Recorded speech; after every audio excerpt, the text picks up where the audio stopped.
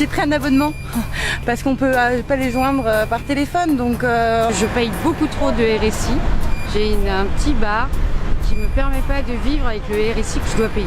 Même avec un chiffre d'affaires de 300 000 € aujourd'hui, on dégage qu'un résultat de 15 000 €. Alors le RSI, appelé régime social des indépendants ou appelé raquette sans interruption. Il y en a ras-le-bol, que 3% de la population s'en mette plein les fouilles et puis qu'il laisse les autres crever, quoi.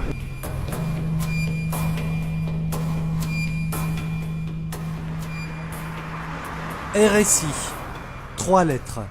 3 lettres pour Régime social des indépendants. 3 lettres synonymes de cauchemar pour celles et ceux qui sont tombés dans ces griffes. Les artisans, les commerçants, les professions libérales vivent avec tous les jours. Ces indépendants, qui n'ont pas de minimum garanti, sont contraints de se prendre des salaires de misère quand ils le peuvent. Ils travaillent souvent 80 heures par semaine. Ces professions libérales, première entreprise de France, sont écrasées par les cotisations sociales que le système français leur impose. Notre enquête va nous emmener dans plusieurs départements de France, afin de comprendre ce qu'est le RSI, comment et pourquoi ce régime social propre aux indépendants est en train de tuer des centaines de milliers d'emplois dans l'Hexagone. Viviane Guillemin est gérante d'un bar dans une petite commune du centre de la Bretagne. Nous sommes arrivés chez elle le jour où précisément elle recevait une lettre du RSI. Alors, le montant des cotisations sur le rappel, la régularisation des cotisations 2013. Donc, je fais un bénéfice de 8 672 €. Je prends 0 € de salaire de l'année et on me pique encore 3 190 €. Elle est pas belle la vie ? Changement de décor, direction la Bretagne Nord, à une centaine de kilomètres de notre première visite. Nous avons rendez-vous chez Nathalie Sverdweger, dans un petit village de 1000 habitants. Salut les gars. Bonjour. L'affaire qu'elle possède depuis 4 ans est un commerce qui tourne, ce qui est rare dans une aussi petite commune. Elle ne devrait donc pas avoir à se plaindre, en principe. Dans ma petite bourgade de 1000 habitants, je vends 6 fûts de bière par semaine. Un fût de bière représente 30 litres. Donc je suis une affaire qui tourne. Il y a peu de commerces qui peuvent en dire autant dans ma situation et à l'époque actuelle. Donc je suis vraiment une affaire qui tourne, mais aujourd'hui je suis en train de me faire vampiriser par le RSI. Vampiriser. On comprend le dépit de cette commerçante quand on connaît le montant des sommes qui lui sont réclamées tous les mois par le RSI. Le RSI vous coûte combien? Vous coûte quelle somme d'argent chaque mois? Je leur donne actuellement 1 000 €, 1 005 € tous les mois. Ils me prélèvent 1 005 € tous les mois. Et donc jusque l'année dernière, je leur devais encore en plus 6 700 €. Et là, je viens de recevoir un papier en début d'année. À ces 6 700 €, je dois ajouter encore un peu plus de 8 000 €. Donc actuellement, ils gagnent plus d'argent que moi avec mon affaire. Nous quittons la Bretagne, direction la Charente-Maritime et plus exactement la ville de La Rochelle. Nous avons rendez-vous ici avec Pascal Jay. Ce quadragénaire avait une entreprise spécialisée dans la pose de placo. Sa petite société, qui a compté 2 salariés, a dû mettre la clé sous la porte. Ça a commencé à la création de mon entreprise en 2006. Donc j'avais créé mon entreprise, j'avais demandé l'exonération de charges sociales qui s'appelle l'ACRE.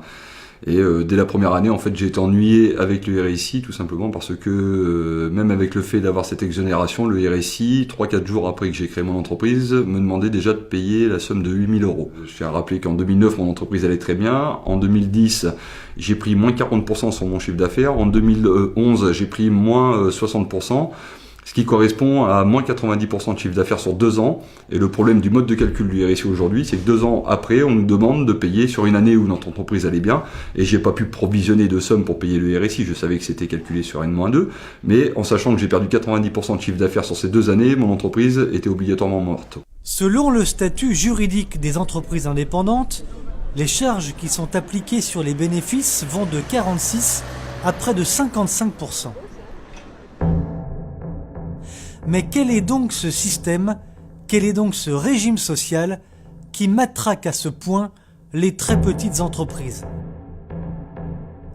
Victime du RSI, Pascal Jay apporte un début de réponse. Le problème du RSI, c'est qu'en fait, derrière le RSI se cachent beaucoup de choses. Le RSI, c'est l'arbre qui cache la forêt, en fait. Nous, au fil du combat, après tant d'années, on a compris qu'en fait, le RSI cachait les intérêts des organismes conventionnés, qui sont ni plus ni moins des entreprises privées, des sociétés mutualistes et d'assurance. Donc voilà qui est réellement le RSI, et voilà réellement à qui profitent nos cotisations, ce sont des entreprises privées. Quand le RSI a été créé, on ne nous a pas demandé si on voulait cotiser. Ils viennent pomper directement dans nos comptes en banque. Ça vous a été imposé? Ah oui, complètement. Vous n'avez rien demandé? Ah non. Vous saviez que... on reçoit un papier sur lequel ils nous informent qu'ils vont venir pomper directement dans notre compte en banque, sur les montants suivants, et puis il y a la liste. Voilà. Ça vous a surpris de recevoir ce courrier au départ?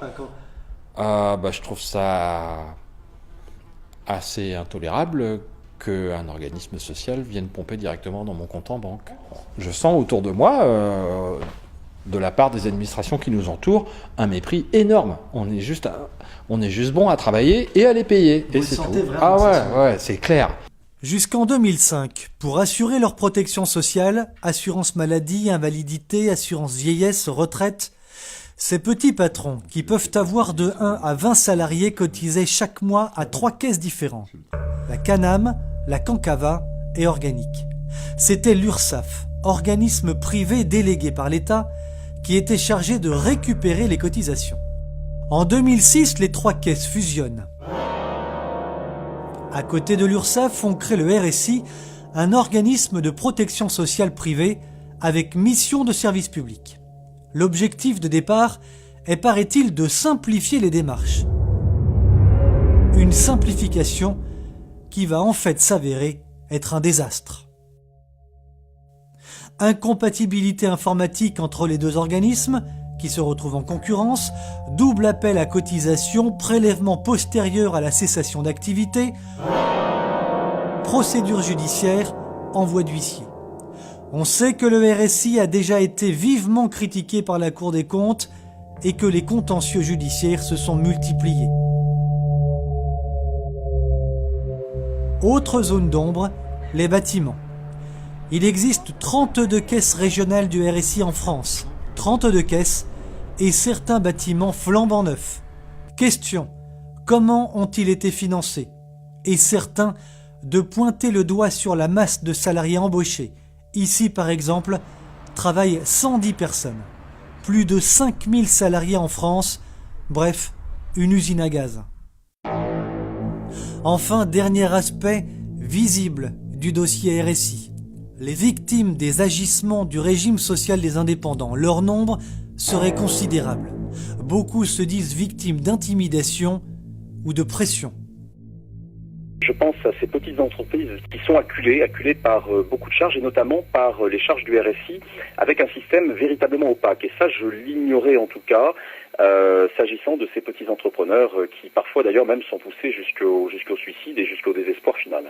Lorsque j'ai accepté d'intervenir pour cette association, j'ai eu, sans vous mentir, une centaine de messages. Et dans tout l'Hexagone, j'ai eu affaire à des personnes qui étaient véritablement en détresse et qui m'ont dit, écoutez, c'est bien, c'est vraiment très bien de nous soutenir, mais véritablement, il faut tirer le signal d'alarme et il faut que tout cela cesse.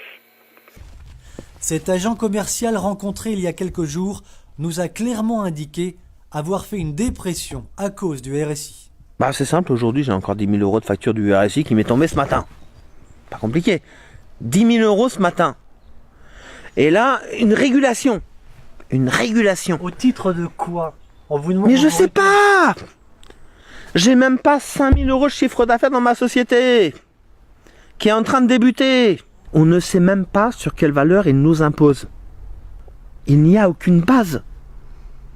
D'où ils sortent ces 10 000 euros, on ne sait pas. Mais vous devez les payer. Non sans mal, nous avons joint le siège du RSI national afin de demander à rencontrer son directeur général, Stéphane Seyé. Nous souhaitions lui demander notamment sur quelle base les cotisations étaient calculées. À cette question très précise, il nous a été répondu qu'il nous fallait consulter le site du RSI. Depuis des mois et des mois, la colère gronde un peu partout en France, car le drame des très petites entreprises se joue à guichet fermé dans une indifférence quasi générale. Les promoteurs du régime social des indépendants affirmaient que cette nouvelle organisation devait coûter moins cher à tout le monde. Ce fut très exactement le contraire. Le RSI, c'est un budget de fonctionnement de plus de 700 millions d'euros, près de 20% de plus que le système précédent. Alors, la vraie question que l'on est en droit de se poser aujourd'hui est celle-ci: à qui profitent véritablement les cotisations du RSI ?